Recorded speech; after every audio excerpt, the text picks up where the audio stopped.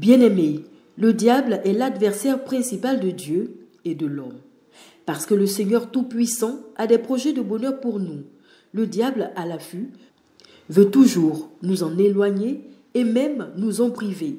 Alors il ruse par plusieurs moyens, utilise différentes stratégies, profite des faiblesses des hommes et assoit son hégémonie démoniaque dans les vies.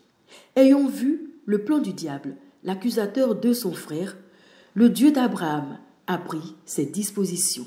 Il choisit des lieux où règne son onction, la reine de la liberté, sélectionne des hommes capables d'apporter le soulagement, capables de fortifier, capables de faire prospérer l'œuvre du Seigneur, à savoir Achiapako Marie, le Mysterium Christi Dispensator. Dans ce lieu, les hommes sont libérés, délivrés, guéris et restaurés. Bien-aimés téléspectateurs, suivons ensemble ce cas de délivrance et ça se passe dans l'arène de la liberté. Ici, nous voyons Achiapako Marie dans une haute dimension surnaturelle. Guidé par l'Esprit Saint, il oblige un démon logé dans la vie de cette femme à se dévoiler. Regardez le geste fait par le dispensateur des mystères du Christ. Une table chirurgicale de haute portée spirituelle met ce démon hors de lui. Comment s'appelait-il? Quelle était son identité? Alléluia! Ah! J'étais sur Israël, non, c'est fini, laissez-moi! Israël! Je la commande! C'est son homme, c'est ma femme! Un esprit de mari de nuit se manifeste. Un esprit impur, destructeur. Qu'est-ce qu'il avait bloqué dans la vie de cette jeune dame? Oh, j'ai tout détruit, tout!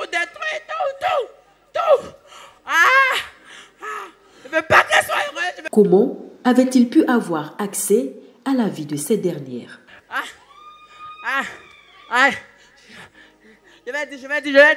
Je vais dire. À la sorcellerie. Le mot est lâché, sorcellerie. Cette pratique démoniaque qui détruit depuis des siècles des familles entières. Pour le cas de cette dame, un groupe de personnes s'était ligué contre elle. Combien étaient-ils? On est beaucoup. Le premier, c'est une femme. C'est cette femme-là. C'est sa tante. Tout un groupe de personnes s'était ligué contre cette sœur. Ils avaient réussi à injecter un esprit de mari de nuit dans la vie de cette dernière, pourtant déjà mariée. L'objectif était clair, détruire son foyer, détruire sa famille, détruire sa vie.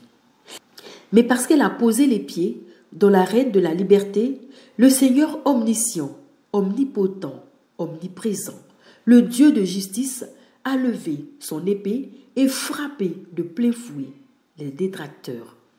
L'esprit de mari de nuit allait à tout prix tomber. Passant par son serviteur inutile, le Seigneur lança l'assaut. L'armée céleste a été déployée, la victoire était enfin là. Vous tous, esprits de sorcellerie, par l'intercession de Saint Jean d'Arc, je commande le feu. Partez! Le feu!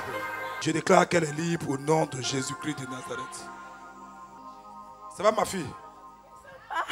Qu'est-ce qui s'est passé tout à l'heure? Tu te souviens de ce qui s'est passé tout à l'heure? Oui.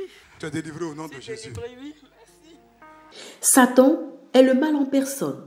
Sa colère s'abat toujours sur l'homme par des stratégies de façon sournoise. Il te conduit dans ses nombreux pièges. Mais il y a un nom, Yahvé Sabaoth, le défenseur des justes. Et cela se passe dans l'arène de la liberté.